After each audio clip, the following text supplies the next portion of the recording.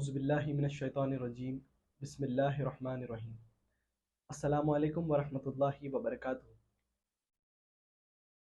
الحمد للہ رب العالمین والصلاة والسلام علی سید المرسلین امام المتقین وجہ تخلیق کائنات امام الانبیاء سیدنا و مولانا محمد الرسول اللہ صلی اللہ علیہ وسلم وآلہ۔ الصلاة والسلام علی سید الاولیاء امام الاولیاء مراد اللہ مبین کلام اللہ حضرت مولانا سید محمد جون پوری مہدی موعود علیہ السلام و اولادہ و آلہ و اصحابہ اجمعین۔ ساری تعریفیں خدا تعالیٰ کے لیے ہی سزاوار ہے، جس کے قبضے و قدرت میں تمام عالموں کا نظام ہے، جس نے محض کن کے ذریعے تمام کائنات کی تخلیق عمل میں لائی ہے، جس کو نہ تو نیند ہے اور نہ ہی اونگ ہے۔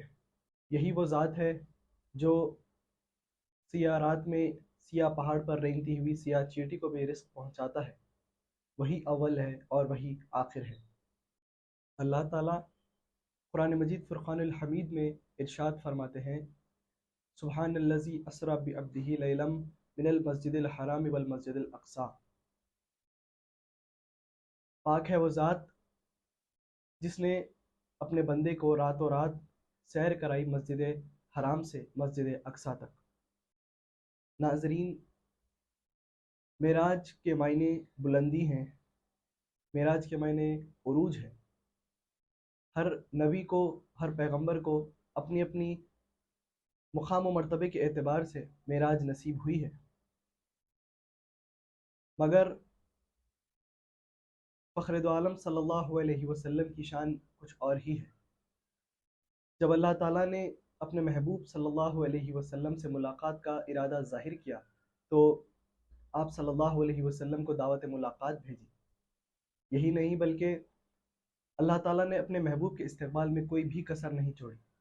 آسمانوں کو سجا دیا گیا، فرشتوں کی قطار لگا دی گئی، تمام اولو العزم پیغمبروں کو اکٹھا کر لیا گیا۔ اللہ تعالیٰ نے ماہ رجب کی 27ویں شب کو اپنے محبوب صلی اللہ علیہ وسلم کو عرش معلیٰ پر مدعو کیا اور آپ صلی اللہ علیہ وسلم کو معراج جسمانی سے نوازا۔ بہت سارے ایسے لوگ ہیں جنہیں آپ صلی اللہ علیہ وسلم کی معراج جسمانی پر اعتراض ہے۔ شاید ان لوگوں کو اللہ جل شانہ کی قدرت پر یقین نہیں ہے، اسی لیے ان لوگوں نے معراج جسمانی سے اسی طرح اعتراض کیا ہے جیسا ابو جہل نے معراج جسمانی کے بارے میں سن کر اس پر اعتراض کیا تھا۔ اللہ تعالیٰ نے ابراہیم علیہ السلام کو آتش نمرود میں معراج نصیب فرمائی۔ یونس علیہ السلام کو معراج مچھلی کے پیٹ میں ہوئی۔ یوسف علیہ السلام کو معراج اس وقت ہوئی جب ان کے بھائیوں نے انہیں کنویں میں ڈھکیل دیا تھا۔ سلیمان علیہ السلام کو معراج ہوائی تخت پر ہوئی، اور احمد مجتبیٰ محمد مصطفیٰ صلی اللہ علیہ وسلم کو معراج عرش عظیم پر نصیب ہوئی۔ نبی کریم صلی اللہ علیہ وسلم ابو طالب علیہ السلام کی صاحبزادی ام ہانی فاختہ رضی اللہ تعالیٰ عنہ کے گھر پر آرام فرما رہے تھے۔ اس گھر کی چھت کھولی گئی جہاں سے جبرائیل امین تشریف لائے، سینہ اطہر کو چاک کیا اور اس کو آب زمزم سے دھویا۔ اس کے بعد اس میں حکمت و ایمان اڈیل دیا۔ پھر آپ صلی اللہ علیہ وسلم کو جبرائیل امین مسجد حرام کی طرف لے گئے۔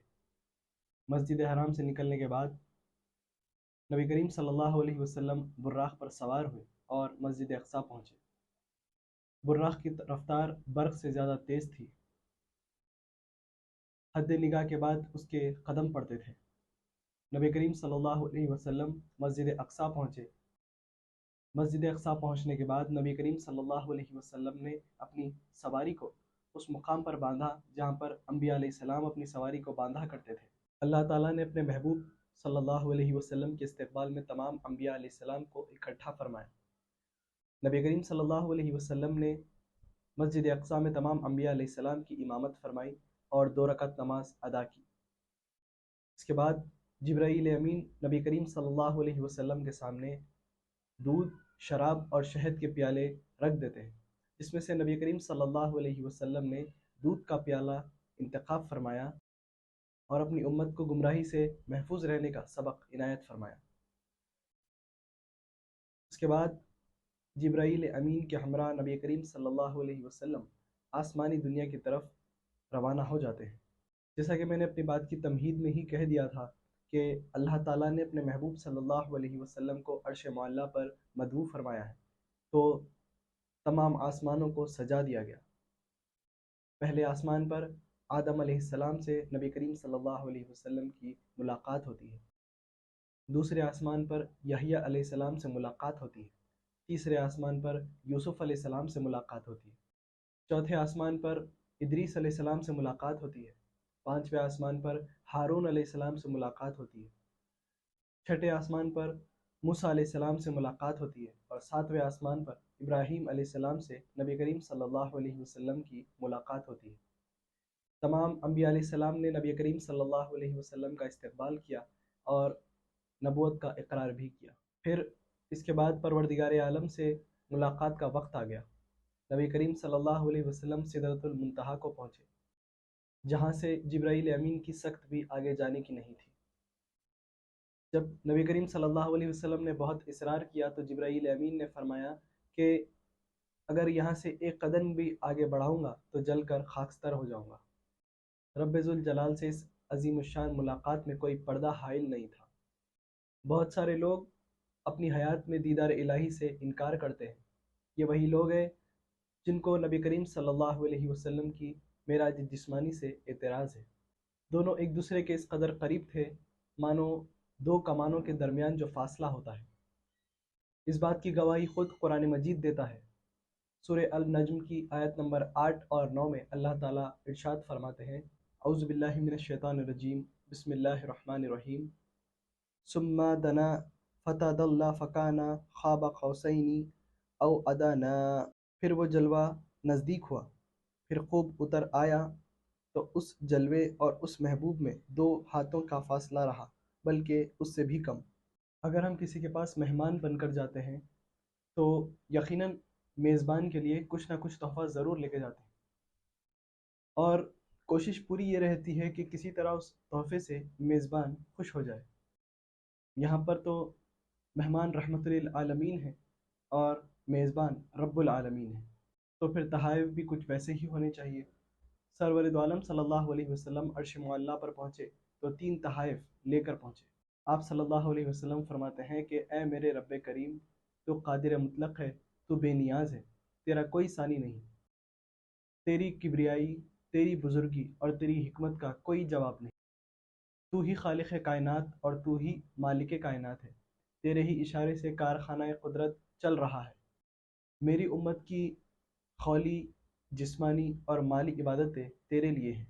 پروردگار عالم کے حضور میں عاجزی و انکساری کے 3 بول اتنے پسندیدہ ہوئے کہ اللہ تعالیٰ نے فرمایا، السلام علیکہ ایہا النبی، اے نبی آپ پر بھی سلامتی ہو، ورحمتہ آپ پر بھی رحمت ہو، وبرکاتہ آپ پر بھی برکت ہو۔ معراج کی رات بارگاہ رب ذوالجلال میں سرور دو عالم صلی اللہ علیہ وسلم نے جب رحمت پروردگار عالم کو وسیع اور جوش میں دیکھا تو امت کی یاد آ گئی۔ کاش اس موقع پر میری امت کو بھی رحمت اور برکت کا ایک حصہ مل جاتا۔ یہ خیال نبی کریم صلی اللہ علیہ وسلم کے دل میں آنا ہی تھا کہ اللہ تعالیٰ نے فرما دیا، السلام علینا وعلی عباد اللہ الصالحین، یعنی تم پر سلامتی ہو اور اللہ کے نیک بندوں پر بھی۔ ایوان قدرت سے جب رحمت للعالمین صلی اللہ علیہ وسلم رخصت ہوئے تو اللہ تعالیٰ نے امت کے لیے ایک تحفہ نماز کی صورت میں عنایت فرمایا۔ ایک روایت کے مطابق جب نبی کریم صلی اللہ علیہ وسلم 50 وقت کی نماز اور 6 ماہ کے روزے لے کر روانہ ہوئے تو چھٹے آسمان پر موسیٰ علیہ السلام سے ملاقات ہوتی ہے۔ موسیٰ علیہ السلام فرماتے ہیں کہ اللہ کے حضور سے کیا تحفہ ملا؟ اس پر نبی کریم صلی اللہ علیہ وسلم نے فرمایا کہ 50 وقت کی نماز اور 6 ماہ کے روزے۔ اس پر موسیٰ علیہ السلام نے فرمایا کہ مجھے میری امت کا تلخ تجربہ ہے، آپ کی امت 50 وقت کی نماز اور 6 ماہ کے روزے تحمیل نہیں کر سکے، لہٰذا بارگاہ خداوندی میں واپس جائے اور नमाज़ों और रोज़ों में कमी के खुस्तगार हों। रिवायत है कि हज़रत मूसा अलैहिस्सलाम के कहने पर बारहा सरकार दो आलम सल्लल्लाहु अलैहि वसल्लम बारगाह खुदाबंदी में नमाज़ों और रोज़ों की कमी के लिए पेश होते रहे, यहाँ तक कि 5 वक्त की नमाज और 1 माह के रोज़े बाकी रह गए। दोबारा मूसा अलैहिस्सलाम ने फरमाया कि वापस जाएं और कोशिश करें कि कुछ रियायत हो जाए, जिस पर सरकार दो आलम सल्लल्लाहु अलैहि वसल्लम फरमाते हैं कि अल्लाह ताला ने मुझ पर इस कदर रहम का मामला फरमाया है कि अब मुझे अपने रब के पास जाने में हया महसूस होती है। कमाल है, मूसा अलैहिस्सलाम का छठे आसमान पर बार बार मिलना, सरकार दो आलम सल्लल्लाहु अलैहि वसल्लम का अल्लाह के हुजूर में बार बार पेश होना, रसूलुल्लाह सल्लल्लाहु अलैहि वसल्लम की दीगर अंबिया अलैहिस्सलाम पर अफजलियत की वाज़ेह दलील है। जहाँ पर महज एक तजल्ली से कोह तूर रेज़ा रेज़ा हो गया, मूसा अलैहिस्सलाम एक तजल्ली से बेहोश हो गए, वहीं पर सरकार दो आलम सल्लल्लाहु अलैहि वसल्लम उन तजल्लियात को बार बार दीदार फरमा रहे थे। सरकार दो आलम सल्लल्लाहु अलैहि वसल्लम फरमाते हैं कि नमाज मोमिनीन की मेराज है। ये वही नमाज है जिसको अल्लाह ताला ने फ़र्ज़ करार दिया है। नमाज को क़ज़ा करना यानी अल्लाह ताला की नाफरमानी करना है, अल्लाह ताला की इताअत से मुंह मोड़ना है। जबकि नमाज मोमिनीन की मेराज है तो फिर अल्लाह ताला का अपने महबूब सल्लल्लाहु अलैहि वसल्लम को दिया हुआ तोहफ़ा भी है। और अगर हम मोहम्मद अरबी सल्लल्लाहु अलैहि वसल्लम के हकीकी उम्मती हैं तो फिर नमाज़ों की पाबंदी करना ज़रूरी है। शेख सादी अलैहिर्रहमा का एक शेर यहाँ पर मुझे याद आता है। लिखते हैं कि रोज़े महशर के जहाँ गदास बूद अव्वलीन पुरसिश नमाज बूद, यानी रोज़े महशर सबसे पहले सवालात नमाज के मुताल्लिक़ होगी। याद करें नाजरीन, मौला कायनात मौला अली अलैहिस्सलाम, आप अलैहिस्सलाम की पिंडली मुबारक में जब तीर पेवस्त हो गया, नश्तर से तीर निकालने की कोशिश की गई मगर दर्द की वजह से नहीं निकाला गया। मगर जब आप अलैहिस्सलाम नमाज में खड़े हुए तो वो तीर निकाल लिया गया, क्योंकि जब मौला कायनात मौला अली अलैहिस्सलाम नमाज के लिए खड़े हुए तो आपको दुनिया की फ़िक्र नहीं थी और आपको दर्द भी महसूस नहीं हुआ। इमामना महदी मौद अलैहिस्सलाम अपने हुजरे में तशरीफ़ फरमा है। मौज़्ज़िन ने अज़ां के लिए आवाज़ लगाई। उसी वक्त इमामना अलैहिस्सलाम खाने का लुक़मा उठा रहे थे, मगर जब मौज़्ज़िन की आवाज़ सुनी तो वो लुक़मा वापस रख दिया और नमाज के लिए रवाना हो गए। बंदगी मीरा सैयद महमूद सानी मेहदी सलामुल्लाह अलैह के दायरे में भी नमाज़ों को क़ज़ा करने वालों के साथ सख्ती के साथ पेश आया जाता था। बंदगी मियाँ शाह क़ुदमीर सिद्दीक़ विलायत हामिल बार अमानत रज़ी अल्लाह ताला, जब अल्लाह ताला ने आप रज़ी अल्लाह ताला अन्हु का सर मुबारक अपने पास तलब कर लिया तो बग़ैर सर नमाज अदा की गई, और जब अमानत के तौर पर वापस लौटाया गया तो शहादत के बाद बिना धड़ के सर मुबारक ने नमाज अदा की। शहदाए बद्र विलायत ने आप रज़ी अल्लाह ताला अन्हु की इमामत में नमाज अदा की। नमाज की अहमियत, नमाज की अफजलियत इन चंद मिसालों से समझी जा सकती है। अगर कोई शख्स है जो खड़ा होकर नमाज नहीं पढ़ सकता तो बैठ कर नमाज पढ़ने का हुक्म है। अगर कोई बैठ कर भी नमाज पढ़ने की ताकत नहीं रखता तो फिर उसको लेट कर नमाज पढ़ने का हुक्म है। और अगर लेट कर भी नमाज पढ़ने की ताकत नहीं है तो फिर इशारों के ज़रिए नमाज पढ़ने का हुक्म है। कर्ज के किसी भी हाल में नमाज को छोड़ा नहीं जा सकता, नमाज छोड़ने की कोई गुंजाइश नहीं है। नमाज मोमिनीन की मेराज है जिससे दिल की सफाई होती है और गुनाहों से बचा जा सकता है, और ये मेराज उन्हीं को नसीब होती है जो नबी करीम सल्लल्लाहु अलैहि वसल्लम के हकीकी उम्मती और इमामना महदी मौद अलैहिस्सलाम के मुसद्दिक़ हैं। वाखिर दावाना अनिल हम्दुलिल्लाहि रब्बिल आलमीन। शुक्रिया।